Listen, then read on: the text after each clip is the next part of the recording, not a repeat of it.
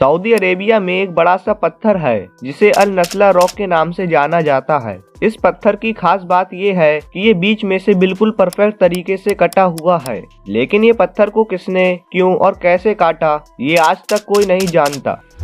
दोस्तों, ये पत्थर सऊदी अरेबिया में ताइमा ओएसिस से 50 किलोमीटर साउथ में है। इसकी हाइट करीब 6 मीटर्स और चौड़ाई करीब 9 मीटर्स है। सऊदी अरेबिया के डेजर्ट्स के बीच में मौजूद ये चट्टानें काफी मशहूर टूरिस्ट प्लेस है, जिसे काफी लोग दूर दूर से देखने आते हैं। कई इसे चमत्कार बताते हैं, तो कुछ ने तो यहाँ तक दावा कर दिया कि इसे एलियंस ने लेजर की मदद से 2 टुकड़ों में काटा है। साइंटिस्ट और जियोलॉजिस्ट को बस इतना पता है कि ये लगभग 4000 साल पुरानी चट्टान है। इसके अलावा साइंटिस्ट इस पत्थर के बारे में कुछ नहीं जानते। हालांकि साइंटिस्टों ने इसके पीछे थ्योरीज तो बहुत दी हैं। तो आइए दोस्तों, इन थ्योरीज को एक एक करके जानते हैं।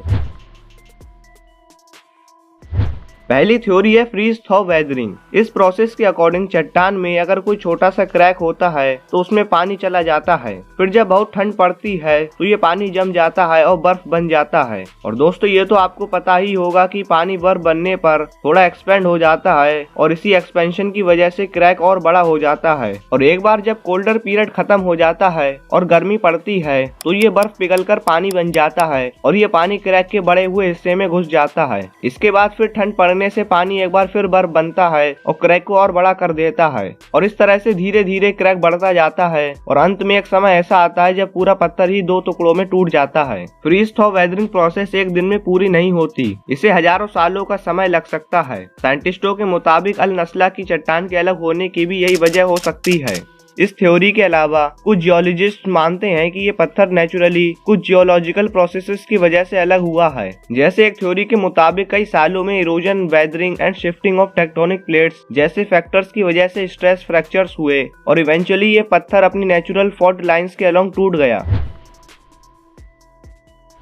इसके अलावा एक और थ्योरी है जिसमें इस पत्थर के टूटने का कारण टेक्टोनिक एक्टिविटी बताया गया। ताइमा ओएसिस रीजन, जिस रीजन में अल नस्ला रॉक है, उस रीजन में काफी टेक्टोनिक एक्टिविटी देखने को मिलती है और ये हो सकता है कि अर्थ के क्रस्ट के मूवमेंट और कंप्रेशन और टेंशन की फोर्सेस की वजह से ये रॉक स्प्लिट हो गया हो। इन सब थ्योरीज के अलावा कुछ अल्टरनेटिव थ्योरीज भी हैं, जैसे इस पत्थर को किसी एंशिएंट सिविलाइजेशन ने किसी खास टूल की मदद से काटा हो। ये पत्थर करीब 4000 साल पुराना है और ये वो समय था जब पिरामिड्स बने थे।